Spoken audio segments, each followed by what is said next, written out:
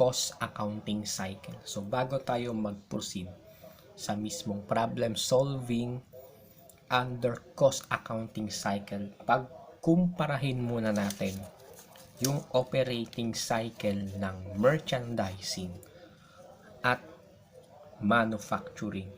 So, recall lang tayo ng operating cycle ng merchandising.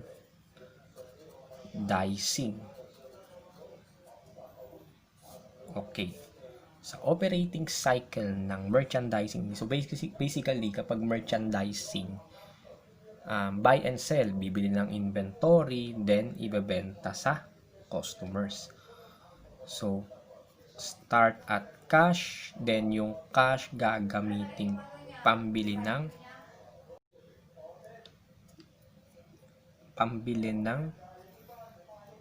merchandise inventory. So, to record yung acquisition ng merchandise inventory. Debit merchandise inventory, credit, cash. Pag perpetual, inventory account. Pag periodic, debit purchases, credit, cash. Then, itong merchandise inventory na to is ito yung inventory na ibebenta sa customers. So, to record the sale of inventory to customers, debit, accounts receivable, credit, sales, and debit, cost of goods sold, credit, merchandise, inventory. And syempre, yung accounts receivable from sale of inventory is makokolekta. Magiging cash ulit siya. So, to record the collection,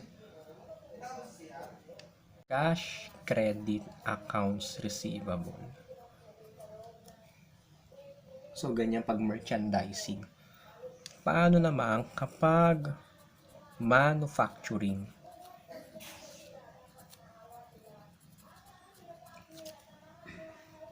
Okay, pag merchandising, yung inventory na binebenta mo sa customers mo is binibili mo lang siya, kumbaga buy inventory and sell inventory.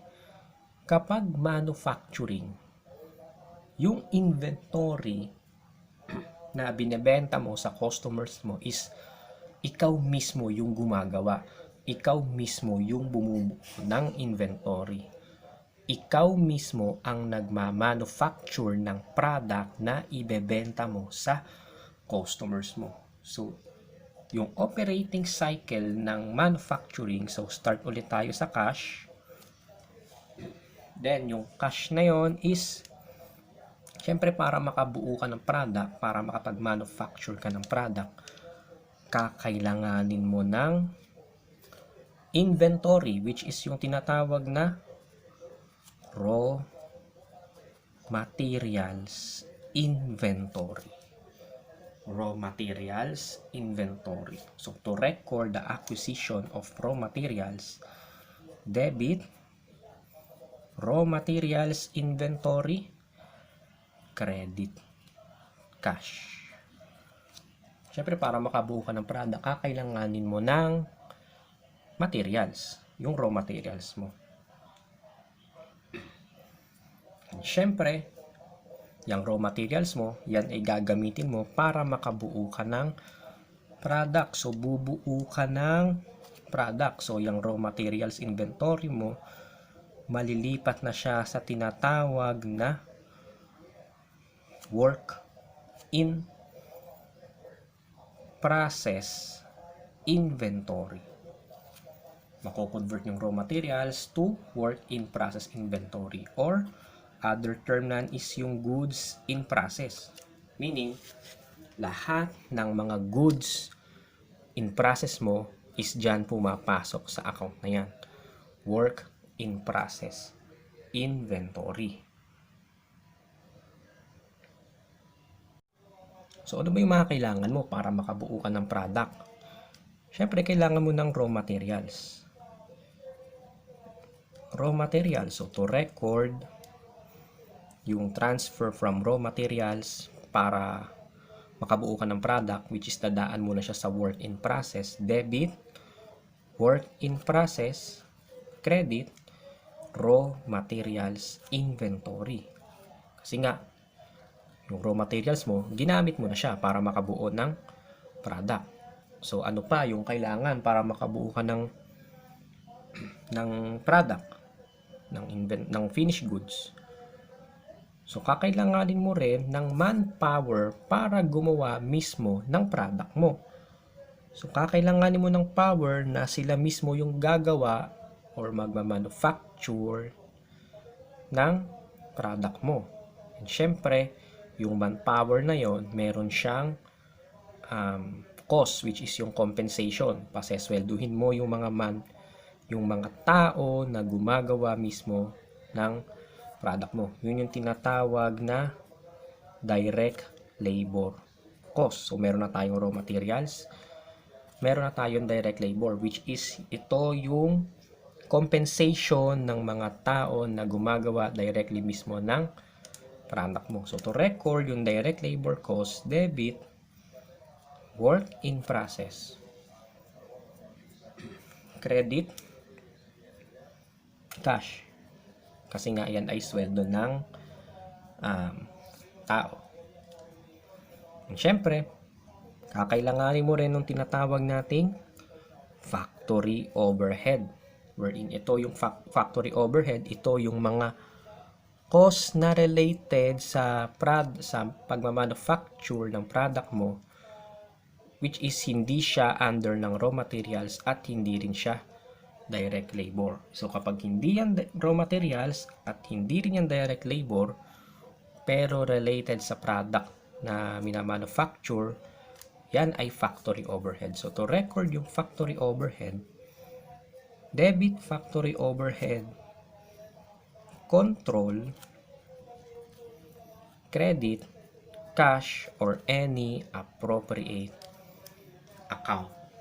So, mapansin mo, sa merchandising, iilan lang yung entries na ginawa natin. Kapag manufacturing, medyo marami-rami na tayong entries na ginawa. So, meron tayong raw materials dito.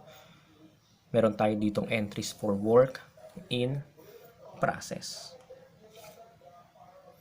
Siyempre, yung work in process mo, magiging finished goods yan. Matatapos yan sa lahat ng proseso na kailangan para makabuo ka ng product. So, yung work in process mo, magiging finish goods. So, pag nabuo na yung product, pag tapos na sa work in process, kapag 100% complete na siya, dito na siya pupunta sa finish goods inventory.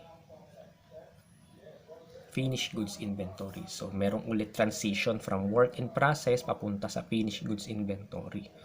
So, to record yung pag-transfer ng inventory from work in process to finished goods, debit finished goods inventory, credit work in process. Mababawasan na yung work in process mo, magiging finished goods na siya. And ito na yung inventory na ibebenta sa customers mo. So, itong finished goods, magiging accounts receivable kasi ito nga yung ibebenta sa customers mo. So, to record the sale, debit accounts receivable, credit sales, debit cost of goods sold, credit finished goods inventory. Syempre, yung AR makokolekta din some future time. So, debit, cash, credit, accounts receivable. Okay. So, medyo mas marami yung transaction na involved kapag manufacturing compared sa merchandising. So, ano yung mga entries na na-encounter natin? Una, ito yung acquisition ng raw materials. Then, itong tatlong entry na to, yung para sa work in process wherein may entries for raw materials, may entry para sa direct labor, and yung entry para sa factory overhead. And ito, yung kapag natapos na yung work in process, kapag yung work in process ay naging finished goods na. So, itong mga nabilugang entries na to is i-apply natin yan dito sa problem na isosolve natin involving cost accounting cycle. So, again, kapag merchandising, buy and sell, bili inventory, benta inventory. Kapag manufacturing, ikaw ang magmamanufacture ng inventory na binebenta mo sa customers. So, bibili ka ng raw materials, then yung raw materials, i-convert mo siya into work in process, then yung work in process magiging finished goods, which is yun yung ibebenta sa customers para maka-kolekta ka ng cash.